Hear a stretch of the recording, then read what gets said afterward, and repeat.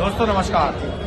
इस वक्त मौजूद है बरेली कचहरी में और यहाँ पर हमारे साथ कैमरे की नजर में आप देख रहे होंगे अरविंद कुमार जी, जो फौजदारी के बड़े लायर तो है ही, साथ ही साथ बरेली बार एसोसिएशन के भी वर्तमान में अध्यक्ष हैं। इन दिनों चुनाव चल रहा है बरेली कचहरी में, सरगर्मियां चुनाव की चल रही हैं। ऐसे माहौल में आपसे बात करते हैं कुछ अलग हटकर चुनाव के सिलसिले में किस तरीके का अधिवक्ता समाज अपना प्रतिनिधि चुने, आपने चुनाव इस बार क्यों नहीं लड़ा, इन तमाम मुद्दों पर बात करते हैं अरविंद कुमार साहब से।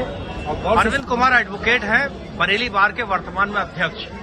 सर, इस बार चुनाव की सरगर्मियां बहुत तेज हैं। आशीर्वाद लेने के लिए आपके पास बहुत सारे अधिवक्ता आ भी रहे हैं क्योंकि आप वर्तमान में अध्यक्ष हैं। चुनाव नहीं लड़े हैं, ये एक रहस्य बना हुआ है। मेरे दर्शक भी आपको जानना चाहते हैं कि ऐसा क्या वजह हुई कि आज बार आपने प्रेसिडेंट के चुनाव नहीं लड़ा। देखिए, आपके माध्यम से अपने दर्शकों को बताना चाहता हूं कि बार का अध्यक्ष का पद बहुत ही गरिमामय पद है। दूसरी चीज, 45 साल से मैं वकालत में हूं और पद की गरिमा तब रहती है जब आदमी एक बार पद पर रहे और पद पर रहने के बाद वो कार्य करे। जब मैं चुनाव जीता था तब मैंने ये प्रतिज्ञा की थी कि दोबारा मैं पद का उपयोग नहीं करूंगा, दोबारा चुनाव नहीं लड़ूंगा। पद की किसी तरह की लोलुपता मुझ में नहीं है। ये सभी अधिवक्ता जानते हैं कि मेरी करनी और करनी में अंतर नहीं है। दूसरी चीज, मेरा मुख्य उद्देश्य था भ्रष्टाचार को कम करना। उस पे मैं 30% तक कामयाब हुआ। कैसे, आप पूछेंगे कैसे? जिला जज बरेली के यहाँ मेरी वार्ता हुई थी। जिला जज से मेरी सीधे वार्ता हुई। मैंने कहा किसी भी व्यक्ति को आप सीरियस ऑफेंसेस में बेल नहीं प्रदान करेंगे। वो मेरी बात से सहमत हुए। उन्होंने ये कहा, अध्यक्ष जी आपकी बेल है। मैंने उसको कोई फर्क नहीं पड़ता, सबके साथ यूनिफॉर्मिटी होना चाहिए। उसका परिणाम ये निकला कि 1.5 साल में नए अधिवक्ताओं को जमानतें मिली, नहीं तो कुछ चंद लोगों का जमानतों में एक छत्र था, वो खत्म हुआ। नए अधिवक्ताओं की आमदनी बढ़ी।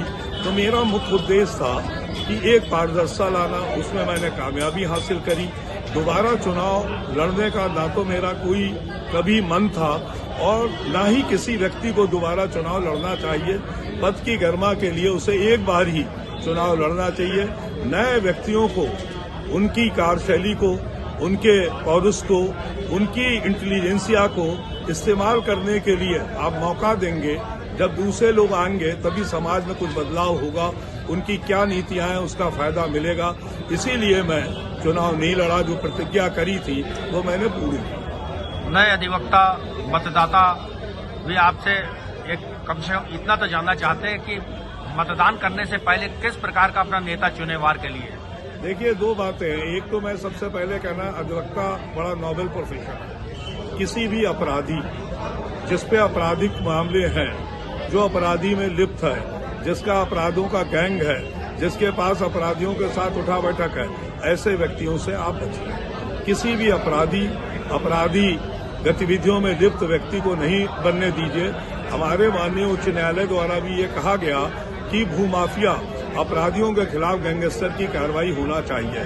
हमारे वहाँ बहुत से अधिवक्ता हैं जिन पे आपराधिक पृष्ठभूमि में है, वो या तो सुधर जाएं, अगर नहीं सुधरते हैं चुनाव के माध्यम से वो अपने काले कोड में शेल्टर चाहते हैं। मैं अपने सभी मतदाताओं से ये अपील करूंगा, बार का मुखिया होने के नाते आप स्वच्छ छवि के व्यक्ति को चुनिए, किसी भी आपराधिक छवि के व्यक्ति को मत चुनिए।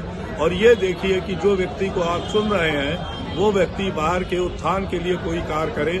दूसरा, मैं हर एक से ये कहना चाहूंगा, जो आपके पास व्यक्ति आ रहे हैं उनसे पूछिए कि भ्रष्टाचार पे अंकुश लगाने के लिए आपकी क्या कार्यशैली होगी। सबसे बड़ी बात है, भ्रष्टाचार पे अंकुश जब तक नहीं लगेगा, आपको होता है सेटरों को डिमोलाइज नहीं किया जाएगा, तभी कभी भी बात उत्थान नहीं कर सकती। और भविष्य बार का युवाओं के कंधों पर है। अगर बार का भविष्य उज्जवल रहेगा तो भविष्य हर अधिवक्ता का उज्जवल रहेगा। यही मेरा कहना है। Thank you very much sir.